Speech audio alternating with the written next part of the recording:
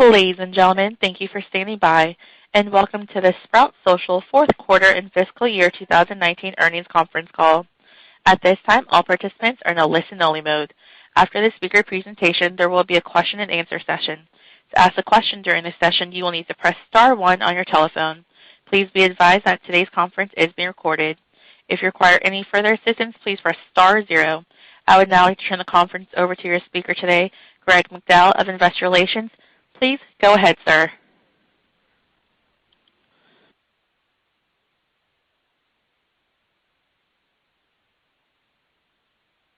Good afternoon, and welcome to Sprout Social's fourth quarter and full year 2019 earnings call. We will be discussing the results announced in our press release issued after market close today. With me are Sprout Social's CEO, Justyn Howard, CFO, Joe Del Preto, and Senior Vice President of Global Sales, Ryan Barretto. Today's call will contain forward-looking statements, which are made pursuant to the safe harbor provisions of the Private Securities Litigation Reform Act of 1995. Forward-looking statements include statements concerning financial and business trends, our expected future business and financial performance and financial condition, and our guidance for the first quarter of 2020 and the full year 2020, and can be identified by words such as expect, anticipate, intend, plan, believe, seek, or will. These statements reflect our views as of today only, should not be relied upon as representing our views at any subsequent date, and we do not undertake any duty to update these statements. Forward-looking statements by their nature address matters that are subject to risks and uncertainties that could cause actual results to differ materially from expectations.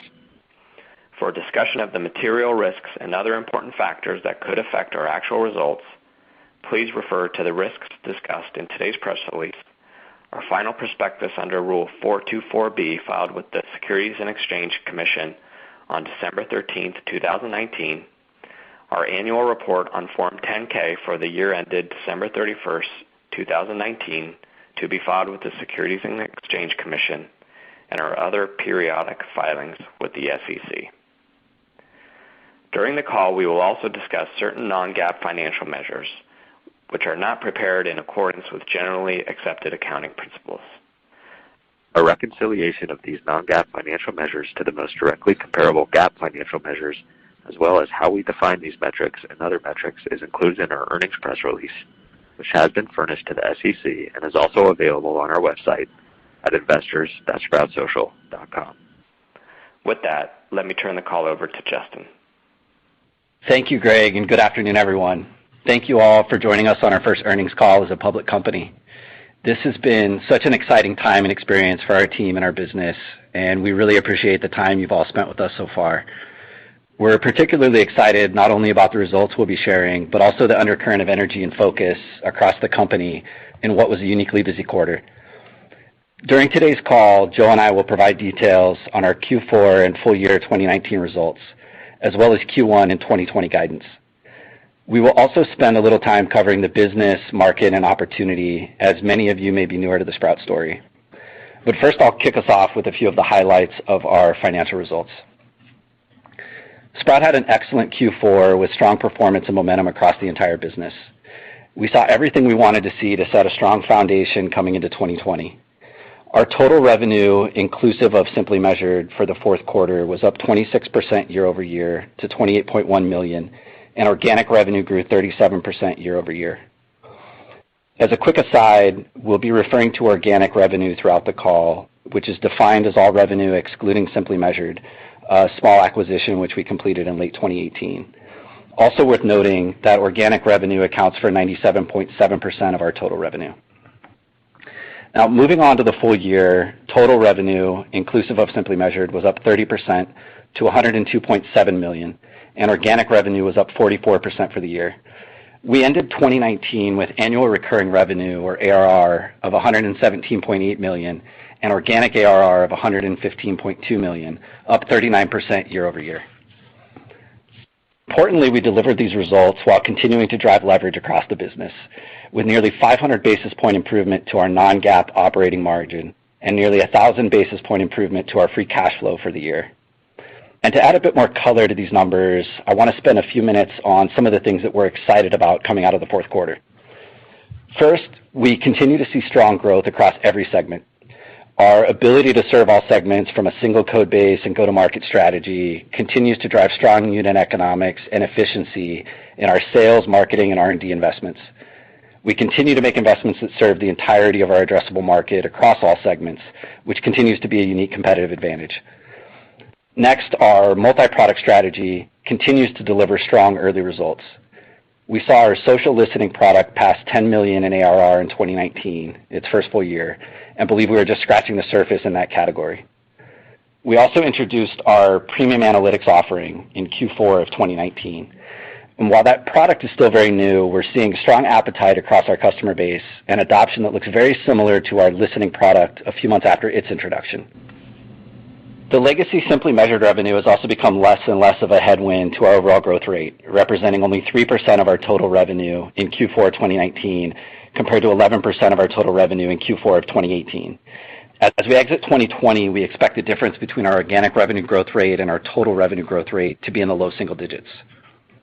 We've also seen our investments in selling back into our customer base gain momentum, with our dollar-based net retention rate increasing to 110% overall and 120% excluding SMB. Finally, at year-end, we had 2,185 customers contributing over $10,000 in ARR, which was up 57% compared to December 31st, 2018. This is a result of growing ACVs, larger initial deal sizes, account growth, and marquee global brands increasingly seeking us out in the market. Equally important to the quantitative results is the health of our team and culture. Sprout continues to be recognized as a great place to work, a leading product, and for our strong leadership. The health of our organization and strong culture is one of our largest advantages. It's also fundamental to our ability to capture the massive opportunity in front of us and to innovate and evolve with the market. Given this is our first earnings call, I'll spend a few minutes now summarizing our business, market opportunity, and growth strategy for those of you new to the Sprout Social story. Over the course of the last decade, nearly half of the world's population has come to rely on social media as a primary communication channel. More than 3.4 billion people across the globe are sharing their lives, ideas, values, and opinions across social channels, posting, consuming, and sharing billions of messages every day. They look to social media to find inspiration, discover products, make buying decisions, and engage with millions of businesses around the world. Following consumer demand, more than 90 million businesses are active in social media globally, largely driven by the fact that in order to serve the modern customer effectively, they have no choice. For the first time, consumers dictate when and where these conversations happen, and it's increasingly happening on social media. Consumers expect businesses to be active, compelling, engaged, and available 24/7 across dozens of social networks. Brands have to be where their customers and potential customers are, and this has added tremendous complexity to a brand strategy and tooling. We've all worked for decades where phone, email, and traditional marketing were enough. Social is an entirely new channel, and it isn't just one additional channel. It's several all at once, with every network behaving differently, being used differently, and with different technical requirements. In fact, our customers manage an average of 18 social profiles across networks every day. Without a centralized platform, this means 18 different places to monitor, engage, publish, measure, and market 24 hours a day. It also means no centralized record keeping, no concept of permission or workflows, no ability to analyze data across channels, and no ability to effectively manage social across an organization. It also typically means broken customer experiences. Sprout solves this problem for more than 23,000 customers around the world by putting everything they need to manage this increasingly complex and important channel in a single, elegant, and powerful platform. We have quickly become a mission-critical system of record where our customers spend an average of more than 4 hours every day building stronger relationships with their customers, executing their marketing strategies, making better business decisions, and effectively serving the modern customer. Our customers rely on Sprout for all aspects of their social media strategy, all from a single platform, including engagement, publishing, analytics, listening, and reputation.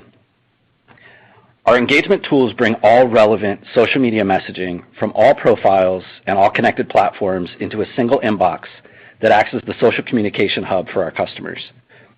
They rely on these tools to engage with their customers and prospects, to provide customer service, to acquire new customers, and to create stronger relationships with the ones that they have.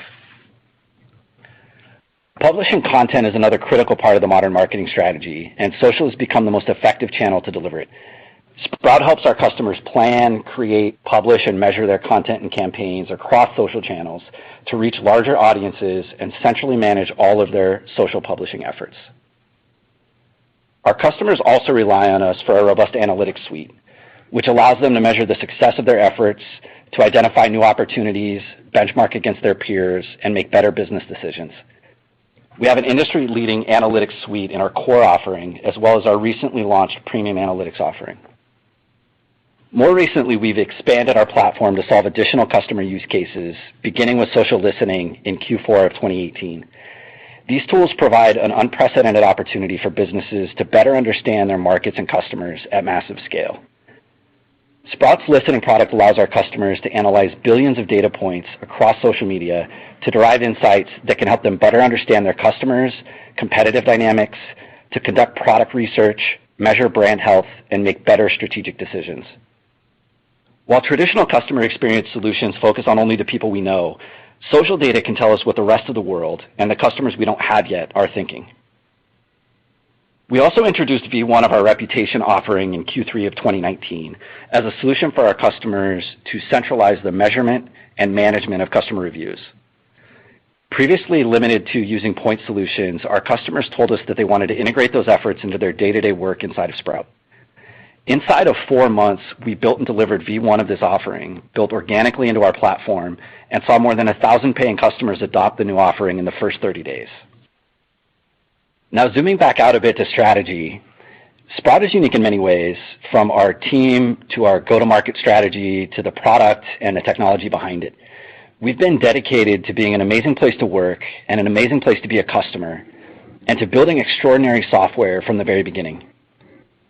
10 years later, being laser-focused on these priorities has created several advantages that position us perfectly to lead this rapidly growing category. First, our commitment to building exceptional products has earned us the top rating in every category, in every market segment, relative to our primary competitors, and according to more than 3,000 customer reviews on G2 Crowd. Our ability to serve all segments and use cases from a single platform and code base has also created significant competitive advantages.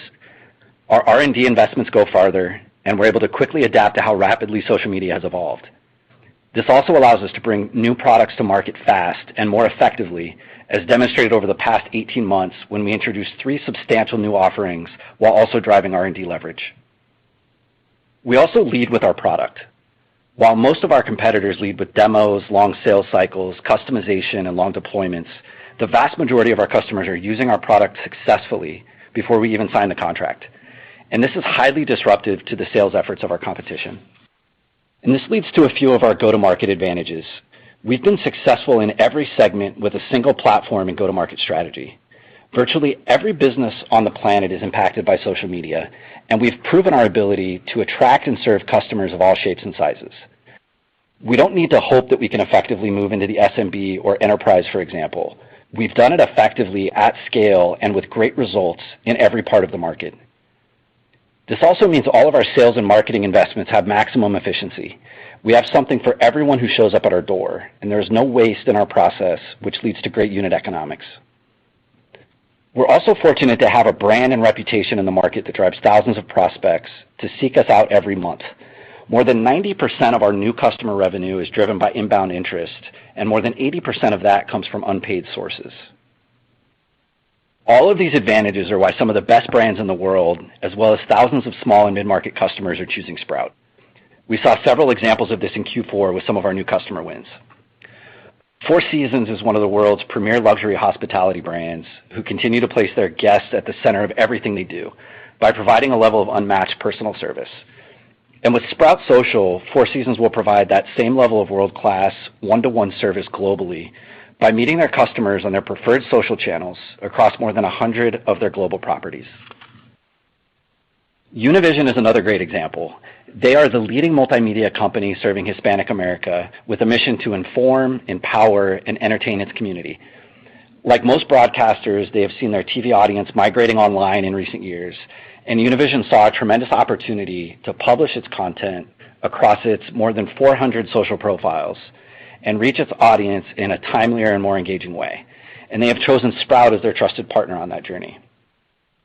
Some other notable new additions in Q4 include Vail Resorts, the Los Angeles Lakers, and hundreds of other wonderful customers. Finally, as we look ahead, we're very excited about the fact that we have a number of engines to drive future growth. First, we have a large nascent addressable market. Millions of businesses will require a centralized platform to manage social channels in the coming years, and we expect to capture a growing share of that market over time. Applying our current average customer value, or ACV, to the number of SMBs, mid-market companies, and enterprises in the United States, as published by IDC, we estimate the U.S. TAM to be $13 billion. We believe the rest of the world opportunity to be as large or larger. Second, we are still very early in our efforts to grow our existing customer base. With organic growth within our accounts, larger investments in growing those existing relationships, and our ability to monetize additional products, we expect our existing customers to become a large contributor to our growth. Our expansion opportunities within our existing customer base are still relatively nascent, as we've historically been focused on the product and our new business growth. Third, in addition to expanding our relationships with existing customers, we're seeing new customers consistently coming in at higher prices, and our additional offerings should continue to increase our ACVs. Fourth, only 29% of our revenue today comes from outside of the U.S.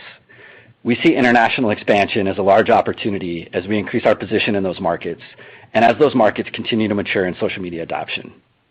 And finally, over the long term, we expect to solve more adjacent problems for our customers, expanding our platform to tackle a very fragmented category.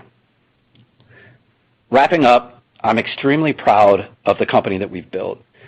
Sprout Social is driven by exceptional products, a world-class culture, and a deep commitment to our customers. We're still very early in our journey, but we believe we're well positioned to capture a very large and expanding market.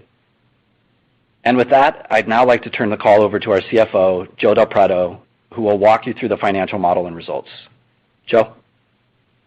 Thanks, Justyn, and thanks again to everyone for joining us today. Since today's earnings call is our first, I'll start by providing a brief overview of our financial model, and then I'll go through our fourth quarter and full year results in detail, before moving on to guidance for the first quarter and full year 2020. Before discussing detailed financial results, I'd like to point out that in addition to our GAAP results, I'll be discussing certain non-GAAP results. Our GAAP financial results, along with the reconciliation between GAAP and non-GAAP results, can be found in our earnings release. As Justyn noted earlier, we serve all segments of the market, from SMBs to global enterprises, all with a single platform and with a very efficient go-to-market strategy. We have a product-led sales model where we engage thousands of prospects every month and quickly convert them to customers.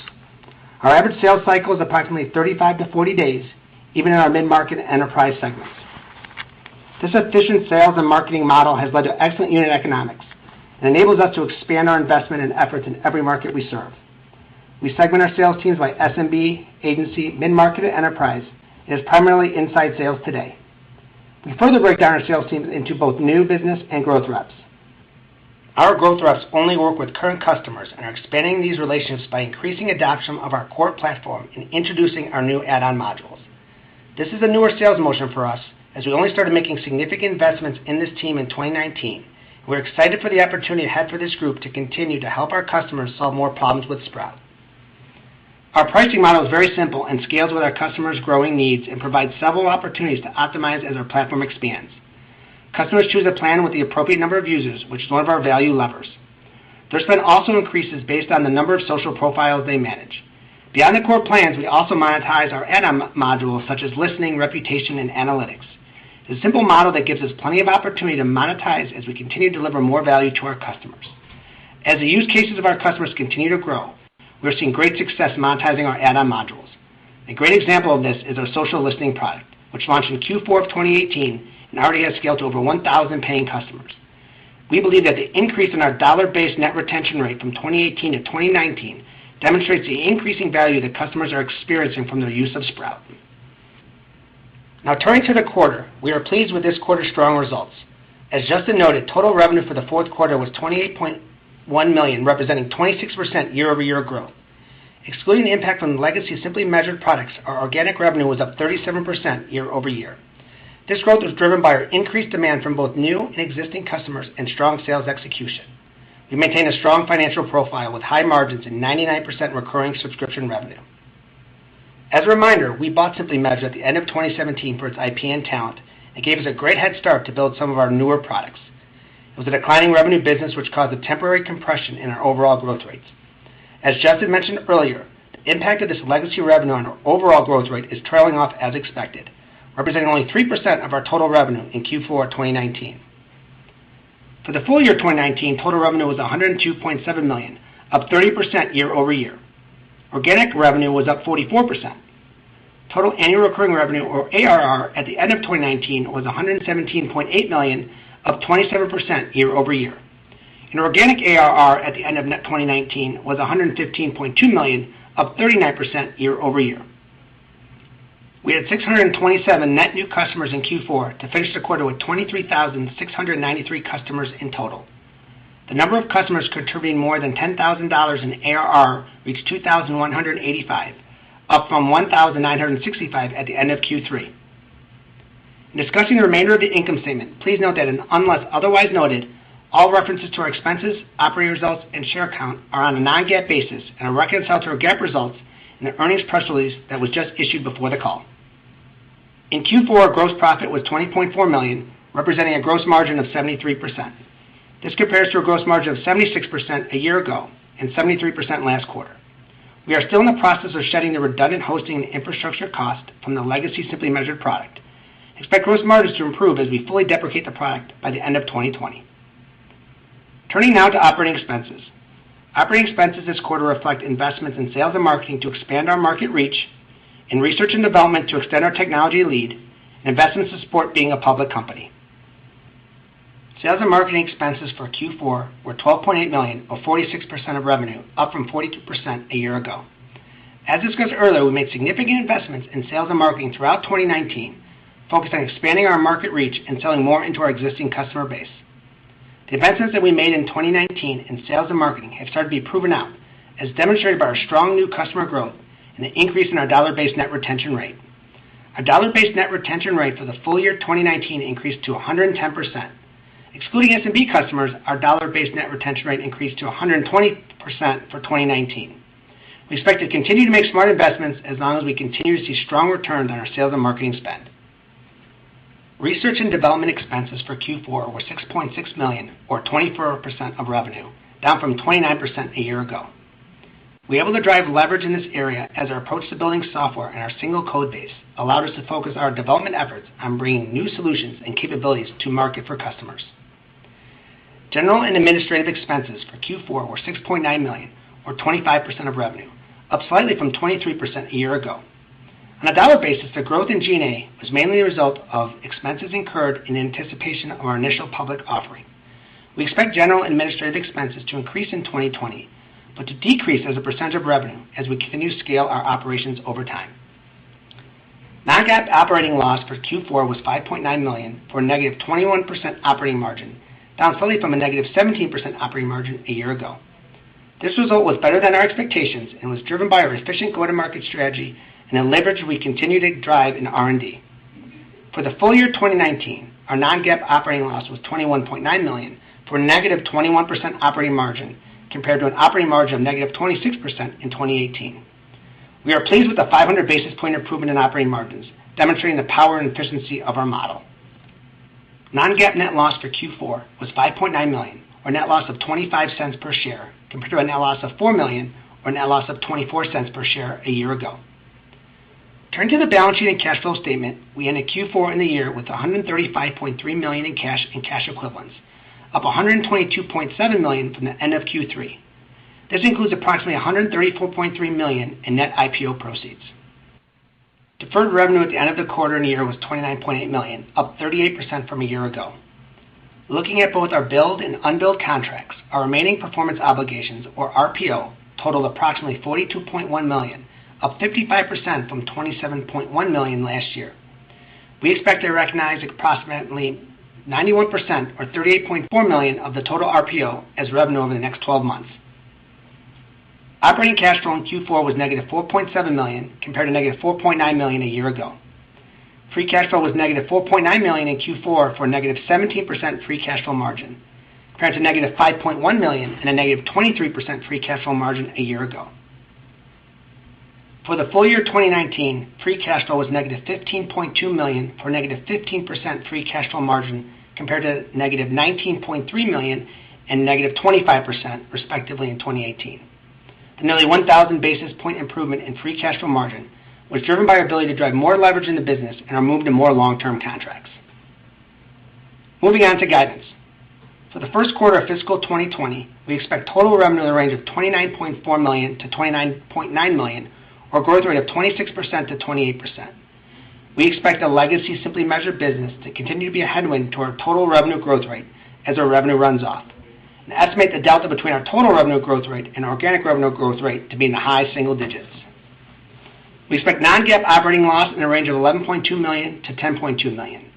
We expect a non-GAAP net loss per share between 22 cents and 20 cents, assuming approximately 50.5 million shares.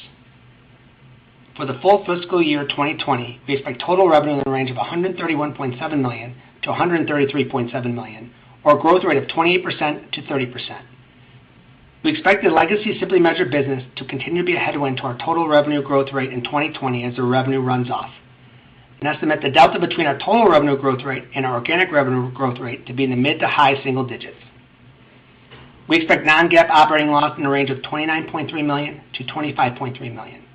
At the midpoint of our revenue guidance and operating loss guidance, this would imply a non-GAAP operating margin of 20.6% for 2020, an improvement of approximately 79 basis points over 2019.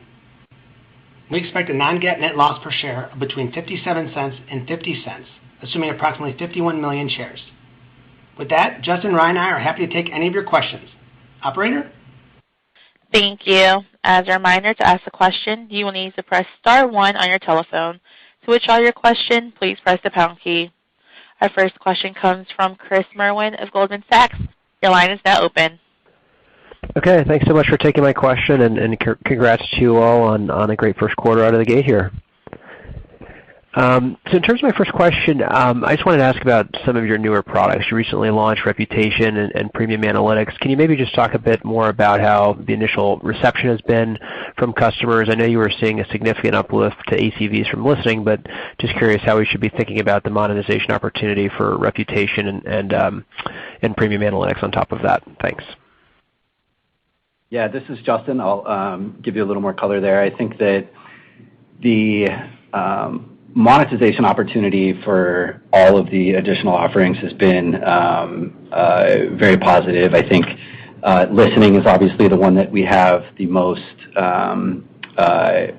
tenure with, and more recently analytics, which is very similar in the sense that those are two higher price point, very kind of robust offerings that we expect to behave relatively similar in terms of the amount of deal size increase when those products are added, similar buying cycle.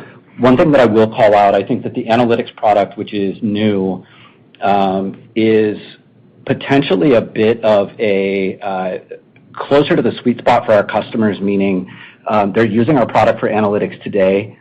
They're looking for more horsepower, and we have an opportunity then to very quickly introduce them to that add-on and monetize those. Listening is a little different in that those are completely new capabilities within our platform, so it's a little bit more educational, et cetera. Those, as I mentioned, behave very similarly in the sales process, the price point, et cetera. Reputation, which has been a fantastic offering, and we talked a bit about what the adoption looked like for that early on. That one's a little bit different in that the activation of that offering is very self-serve. It's real-time. The customer can go in and activate that. There is certainly some education that happens when we're selling that, whether during the trial or in our growth efforts, but much lower friction adoption. It's simply a function of going and adding additional profiles, which we monetize. Smaller price points, I think, on the whole, than what you're going to see from listening and analytics. But all three, we've been incredibly happy with both the early adoption, our ability to improve what those sales processes look like, And I think the one other thing worth noting on all of those is that those are really early in their life in terms of our continuing to build and expand on the listening, increasing the capabilities of analytics, which is very new, introducing new capabilities around reputation. So coupled with the early traction that we've seen, which we're very happy with, plus the amount of time that they've been in market and the amount of opportunity that we have to continue to improve those offerings is really exciting for us. Okay, that's great. And maybe just one follow-up. Just hoping to hear more about your traction with larger enterprise accounts. I know you added some sales heads to focus on that segment. Where are you finding fit so far within that segment, and what type of feedback are you getting from those customers about even potential new features that you can add over time? Thanks. Thanks, Chris. This is Ryan. I'll address that question. We've seen really great success in that enterprise space. I think what's been highly disruptive for the market, and specifically enterprise software, is that we lead with the product. So even in the enterprise with these large accounts like the Four Seasons of the world, we're actually getting their hands on the product immediately. We're getting them into trial. We're getting them to test out the solution before they actually commit to a contract. And that has worked really well for us because we're able to prove the advantage of the technology and the benefits of the user interface, as well as the depth and strength of our reporting and listening solutions.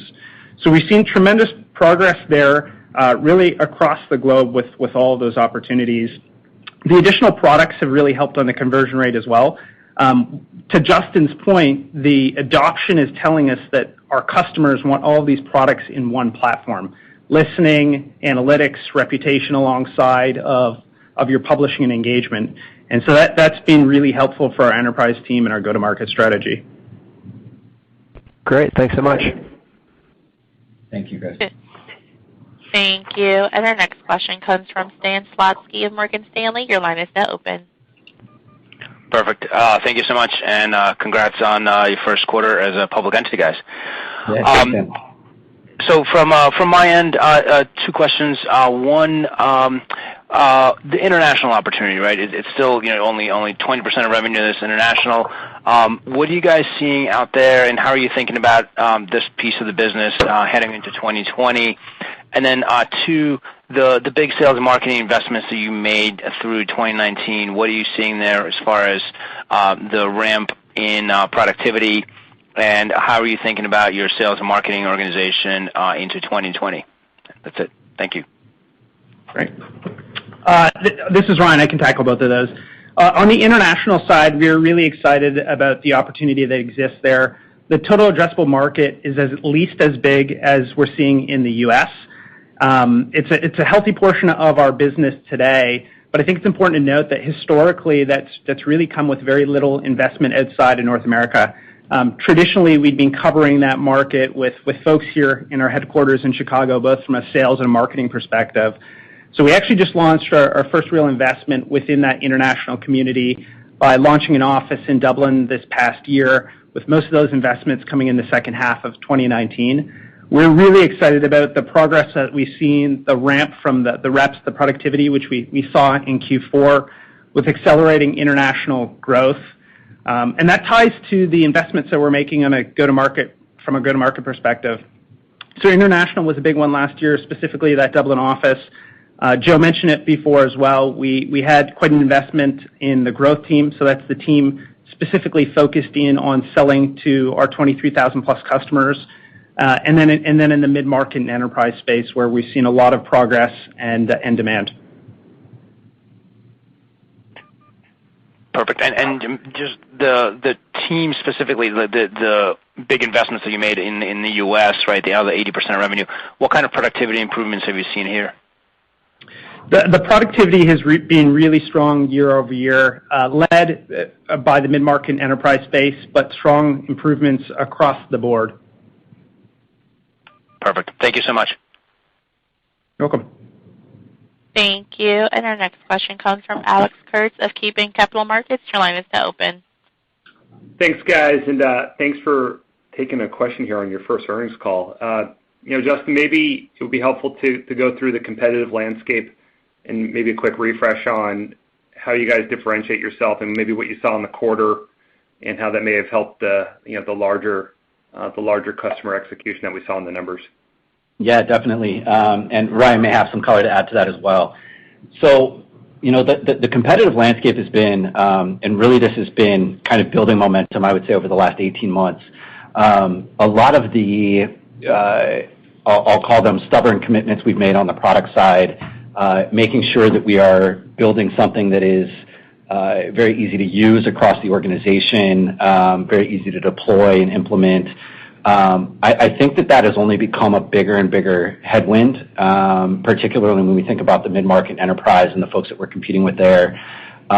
So there's another shift happening, which is that as you can see by the growth in our ACVs, particularly when we've got additional products in there, social is something that's spreading further across the organization.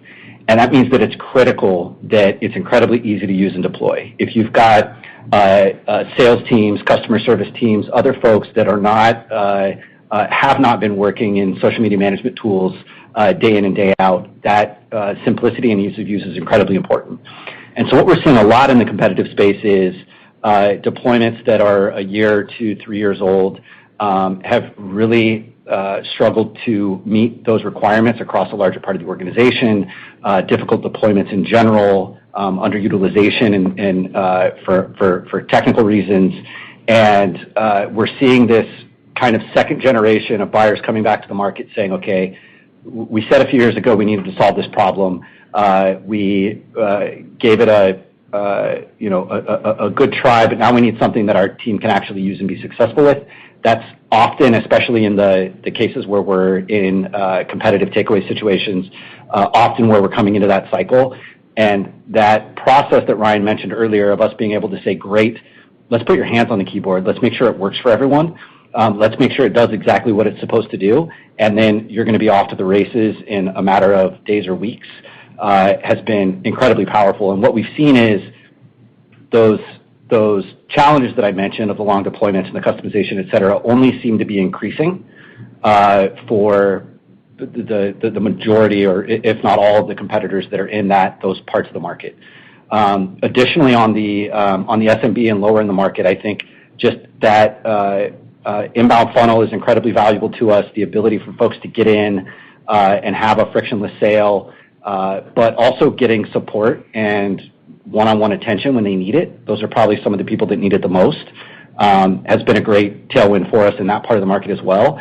And so backing up kind of like to the original part of my response, I think the decisions that we've made and the things that we've been very committed to making sure that we maintain in our platform, as well as our sales process and how we engage with customers, is really starting to bear fruit and I think gaining momentum as we head toward the end of last year, and it's been building, frankly, I'd say, for the last 12 to 18 months. Yeah, just to add a couple quick points. I think case in point for Justyn on the enterprise side, Four Seasons, which you talked about, a great example, Q4 deal for us, a company that's already up and running in our software. They were in the trial before they bought, and when we finished the implementation, now our team was out there this week, which is just a great testament to such a large deployment being up and running and using our software. On the SMB side, the other piece that I would just highlight there is more and more we're seeing that even these smaller customers want all of the products, right? They're consuming our reputation and are listening in our premium analytics. And typically what's being available to them in other SMB solutions doesn't have the depth and breadth that Sprout has to offer. All right, thank you. Bet. Thank you. And our next question comes from Pavan Suri of William Blair. Your line is now open. Hey guys, let me echo my comments. Just a great quarter coming out the gate there, so nicely done, and I apologize for the background noise. I'm sitting at O'Hare, so just bear with me. I guess I wanted to touch first on the NDRR strength, the net dollar retention rate strength. It was a pretty dramatic increase from 18, and I know you sort of touched on a variety of factors there, but I'd love to understand a little more color of how much is it sort of cross-sell of listening and some of the new models, reputation analytics driving this, versus seat growth and upsell. How should we think about what that mix looks like? And then how do you think about 2020 progress on the NDRR metric? And then I have a quick follow-up.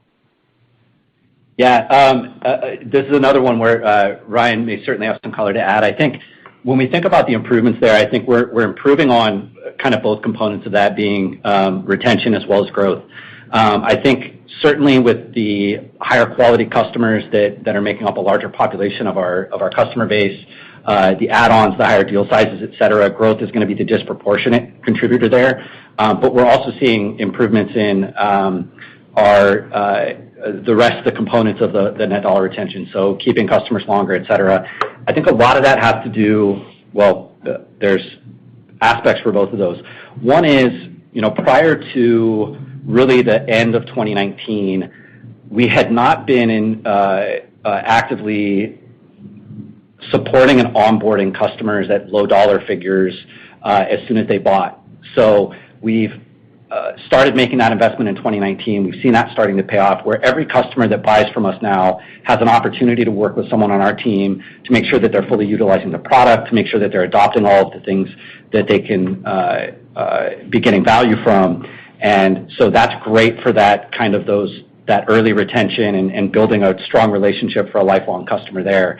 And then on the growth side, those investments that we're making with the growth team specifically, and a lot of not only the folks that we've hired, but just developing our muscles and our playbook around what it looks like to re-engage with customers who may have been spending money with us for years, but opening up those opportunities and expanding those relationships in pretty dramatic ways. Yeah, and this is Ryan. Just the only piece that I'd add on here is, on top of the onboarding and the expansion from that new growth team, that new focused growth team, as well as the new products coming on board, as you might imagine, as we add additional products to the portfolio, we're solving more and bigger problems for those customers. It's also having a great impact on retention. So all those things combined are having strong improvements for us, and we feel really good about the upcoming year. Got it. And then there was a quick one there, just direction of how NDR wants to go, how you think about NDR trending over 2020.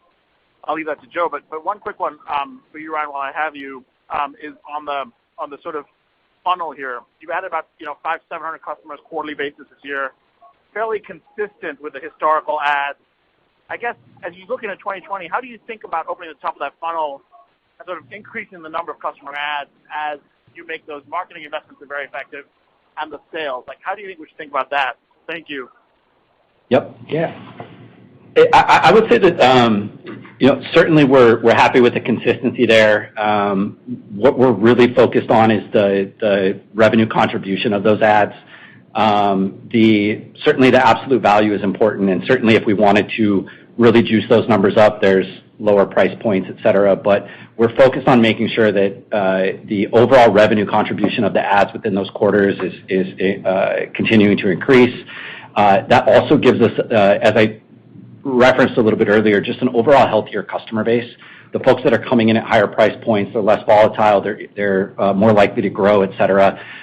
So we're thinking about, I think, the quality and the revenue contribution of those ads more so than the net amount. Of course, I think that's important for us to keep an eye on, but what we're seeing in billings growth, revenue contribution for the quarter, ARR growth, et cetera, is probably the thing that we're more focused on in terms of customer additions. Got it. Thank you, guys. Thanks for taking my question. You got it. Thank you. And our next question comes from Tom Roderick of Stifel. Your line is now open. Hey, gentlemen. Thanks for taking my questions, and congratulations on a great first quarter out of the gates. Justyn, let me throw this one at you, and I appreciate you guys breaking out the impact of Simply Measured on the legacy business going away. What I'd love for everyone to understand and get a little bit more detail from you is just can you talk through how the mechanics of Simply Measured sort of coming out of the revenue stream work, and by that I mean how are these customers churning off? I'm gathering you've turned the products off, or at least are sunsetting them. But then what are the mechanics of being able to sort of upsell, cross-sell to that installed base? Just take us through that and how that can ultimately perhaps even positively impact the newer enterprise listening product. Thanks. Yeah, definitely. So in terms of kind of how that is unfolding within the organization and the customer base, we made a conscious decision in Q4 to really be aggressive about the end of life of that product. We have not turned it off yet. But when we look at the small dollar amounts, which are obvious in the breakout there, relative to the cost of overhead of supporting that product, the opportunity cost of getting them on a newer, more modern product, et cetera, we felt like that was the right trade-off to make. So both internally, in terms of technical resources and also in conversations that we've had with our customers, we've made it pretty clear that that product is going away. And we're looking to not only move them to what we feel is a better product, assuming that their use case matches, but also, again, to shed a lot of that overhead and infrastructure cost related to that. So we're seeing that happen, and I think the way that plays out in terms of customers and our opportunity to get them up or out is largely a function of, simply measured, had a portion of their customer base that they serve that is not our target customer. It's not necessarily the use case that we intend to continue to serve, so that's where a lot of the expected burn-off comes from. And then Ryan's team is engaged with all of the folks where we feel like we've got an opportunity not only to get them moved over to the new product, but then also get them adopting the rest of our products. So we're actively having those conversations. We've got a team of folks that are dedicated to having those conversations. You may have a little to add on that. I'm not sure. Nope. Ryan's shaking his head. He said I covered it well. Perfect.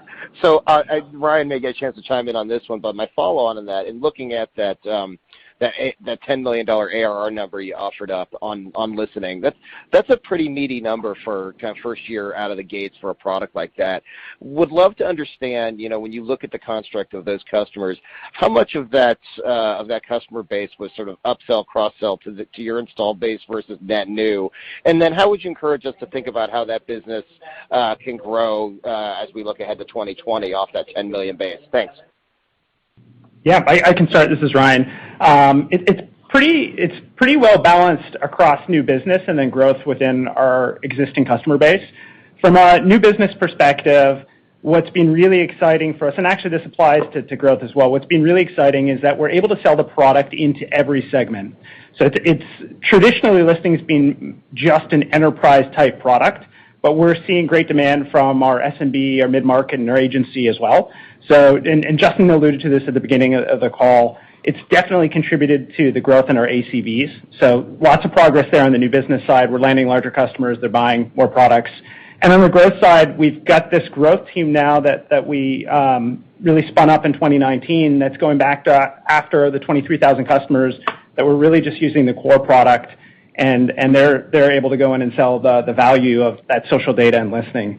So seeing great success on both sides and continuing to see really good progress every month across all segments, both on new and on the growth side. And thinking about kind of the longer opportunity, I think it's I think too early to peg a number for it or to it. But as Ryan mentioned and we talked about earlier, the demand that we're seeing across all of our segments, the fact that this isn't something for just the largest enterprises, makes us think that those early adoption numbers, 1,000 customers using those products, et cetera, have a lot of room to grow within that existing customer base. And I also think it's really important, and as we think about our investments for 2020, to remember that this is V1 of these products, essentially, right? This is us making a debut. This is us getting that V1 in the market, not to suggest that we don't constantly iterate on those, but we have a lot of headroom, a lot of room to grow on those offerings. And we're pretty excited about, across the board for reputation, listening, and analytics, some of what we've got in store that we think could be meaningful for all three of those offerings. And I'll just quickly, just from a sales perspective, give a shout out to our product team, because the way that they've built this product, it's so approachable that the business user, the end user, is actually able to leverage that listening tool, which has been pretty different from what's traditionally existed in the marketplace, where you typically needed someone who is very technical in nature or a consultant to make it work. And we have marketers using it and using it real time. Outstanding. Thank you for the details. Nice job. Thank you. Thank you. And again, ladies and gentlemen, if you would like to ask a question at this time, please press star then one on your touchtone telephone. Our next question comes from Richard Davis of Canaccord Genuity. Your line is now open. Thanks. Maybe we'll do first a riff on Stan's question. I'm just wondering, is social media impact and methodology kind of uniform between countries? In other words, are the levers the same, or are they more effective? If you're in France, so do you care more about other things? And I'm just trying to kind of think about this because I wonder how it affects the feature adoption overseas. Yeah. It's interesting. I think it has a lot to do with obviously the maturity of social and some of our other opportunities around the world. We also see that there are different consumer behaviors. For example, in some cases, the U.S. is a bit behind in terms of what brands and consumers are doing with each other over social channels. And so it's going to be a bit nuanced by region. For example, I think Europe tends to look a lot like North America in terms of adoption rates and how it's used, et cetera. I think when we look into some of the markets in South America, adoption may be at a lower rate, but reliance on social as a primary communication channel becomes more interesting. There are obviously impacts in terms of what the output and kind of collective revenue of those brands or businesses operating in those local regions might be and their ability to spend. So we'll continue to kind of feel that out. But the good news is that we've seen fantastic adoption with great unit economics in all of the markets that we're currently in.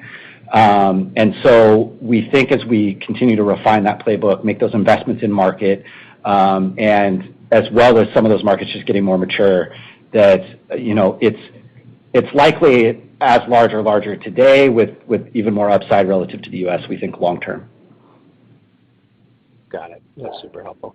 And then we've asked a bunch of questions on this already in this call, but on the customer success, do you have enough data yet to know kind of what the good salespeople have like a killer sales point to get people to upgrade or upsell? Is it hard dollar ROI, speed to market? Have you found if I joined the firm as a customer success rep, what would be my killer thing that I would use? Yeah, Richard, are you looking for kind of what's the catalyst for that growth conversation? Yeah, exactly. Yeah, what gets me over the hump? Yeah, from a current customer perspective, the good news is we have just so much data, right? With 23,000 customers, our customers are living in the application every day. It is truly the place that they come in and they do their work. So we've got a good read on where customers are spending their time in the application today, how much they're publishing, how they're engaging with their customer base. And truly, especially on the listening and the analytics side, it's about the data, right? The opportunity to show them how they might be able to better utilize the data and the analytics that live within the social profiles they own today, but also the opportunity to tap into that huge corpus of social data that exists through listening. So for us, it's really looking at the way that they're utilizing the tool today, how engaged they are on social, and that gives our customer success team and our growth teams a great indication of where they should be prioritizing their time. And we're just tapping into the data side of being able to show them what that data might be able to give them in terms of how they compete against their competition, how they generate content, how they might want to market. So it's using the data in the application, and then from there, it's showing them how that data might help them grow their business. And on the customer side, I'll add, the catalyst. What we're seeing often is additional departments that are being brought into social. It may have historically lived within marketing or a subset of marketing. We're seeing expansion there. Consolidation of tools. They want to be able to do these things in one place. They don't want to have separate reputation and publishing and engagement tools, as well as just the sort of internal importance of social. And to a smaller degree, but still an important inflection point, I think, for customers is there are more networks that their customers want them to be responsive and involved in. Everyone you add starts to get incrementally more difficult to do that at scale without Sprout. So I think those are some of the drivers that are happening within our customers' organization that are leading to productive conversations on that front. Got it. Super helpful. Thanks. Got it. Thank you. And ladies and gentlemen, this does conclude our question and answer session. I would now like to turn the call back over to Justyn Howard, CEO and co-founder, for any closing remarks. All right. Yeah. Thank you all so much, not only for your time today, but all of your time along the journey and the time spent with us to understand the story and hear more about Q4 as well as what we want to do in the coming year. Also, certainly want to thank our employees, our customers, and our partners for the hard work and support. Very busy, uniquely busy quarter in getting this company out into the public market, but also just fantastic from a momentum perspective. The market opportunity continues to be incredibly exciting, the momentum that we're building heading into 2020, and we look forward to talking more about how that's going when we speak to you all again next quarter. Thanks a lot. Ladies and gentlemen, this concludes today's conference call. Thank you for participating. You may now disconnect.